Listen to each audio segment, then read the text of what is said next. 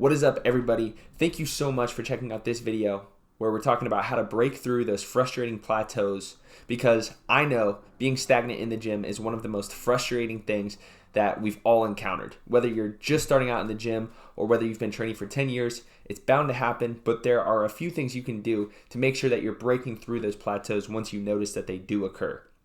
So we're going to do this by analyzing a case study from one of my fellow Instagrammers, Jade. So shout out to Jade. Thank you so much for sending me your program and allowing me to make this video, because we're going to help a lot of people break through those plateaus with this information.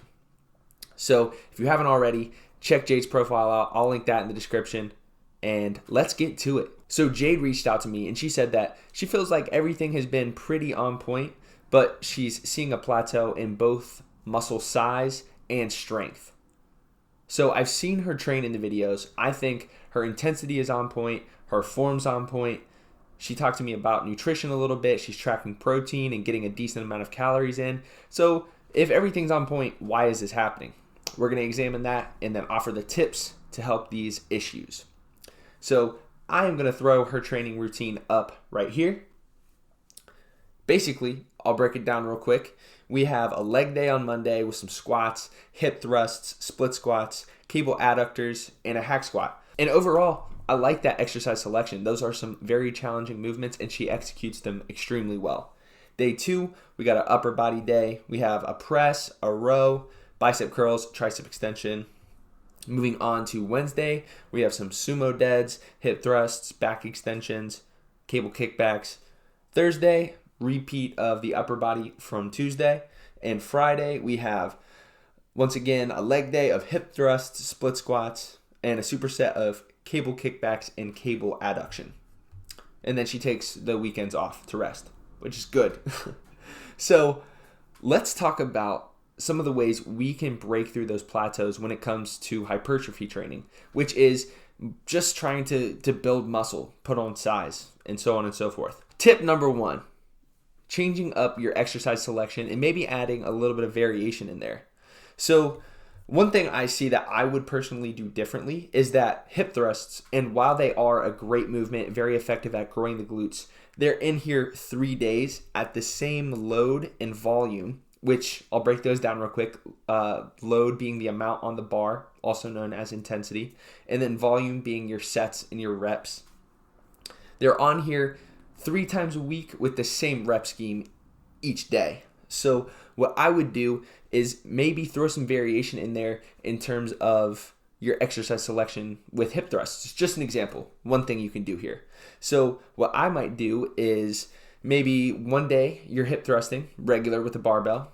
The second day you do a single leg with a dumbbell hip thrust, and then the third day you have a band abducted, so you're pressing the band out with your knees, hip thrust with the barbell once again. So slight variations like that can help you break through plateaus. And then on a grander scheme, changing your exercises drastically throughout your mesocycles. So quick definition of mesocycle. Mesocycle is just the training that you do from like a 4 to 8 week period. Other people call it a block.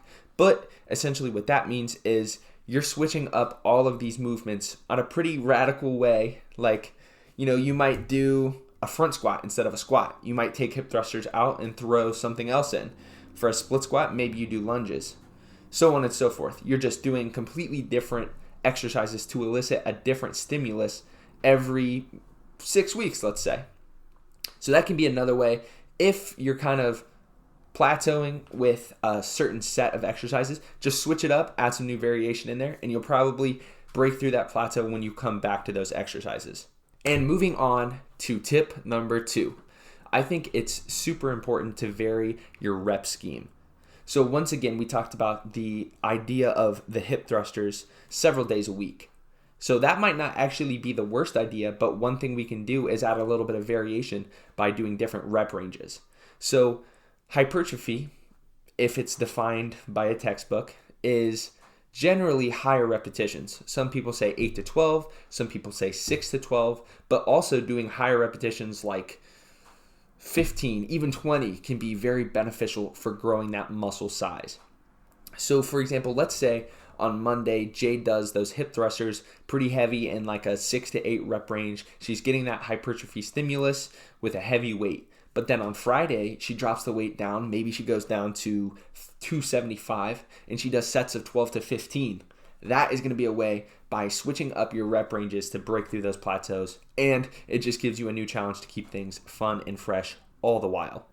Let's move right along to tip number 3, which is focusing on changing training variables such as volume and intensity. We briefly talked about this, volume being your sets times your reps, and intensity being your load on the barbell or the implement in general. And as you've already seen, varying these things is going to allow you to break through these plateaus. So let's give some more practical examples. So maybe Jade switches from doing 3 sets of some of these movements to 5 sets per session. That is going to shock your muscles and give them the stimulus they need to break through that plateau.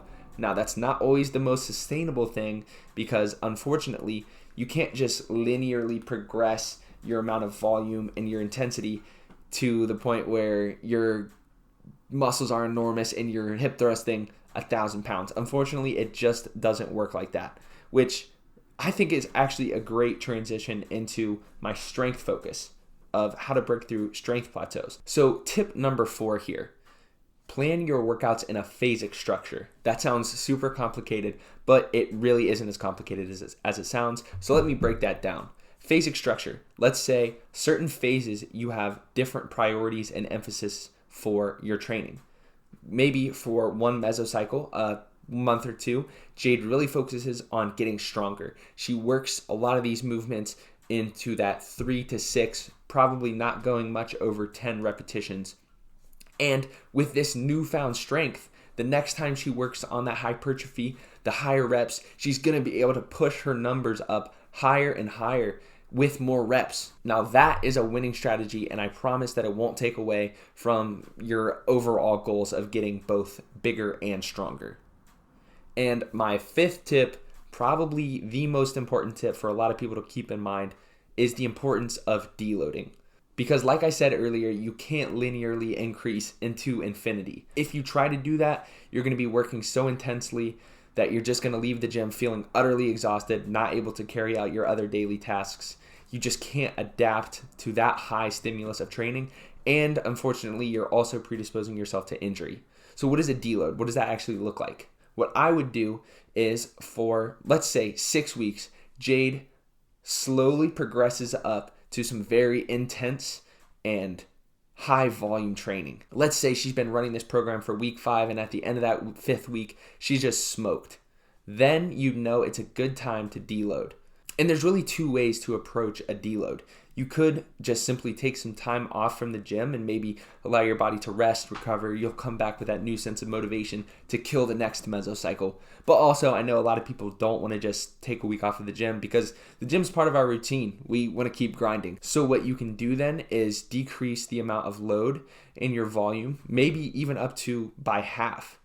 And that's going to, once again, allow your body to kind of go through the motions, but you're going to be fully recovered the following week. You're going to have that high motivation. You're going to be feeling great in your next mesocycle of training. You'll take all those adaptations and you're going to kill the gym the following week. So guys, these have been 5 tips to break through plateaus. If you did learn something, I would really appreciate it if you hit this video with a like. Helps me out a lot. Subscribe to see more content like this.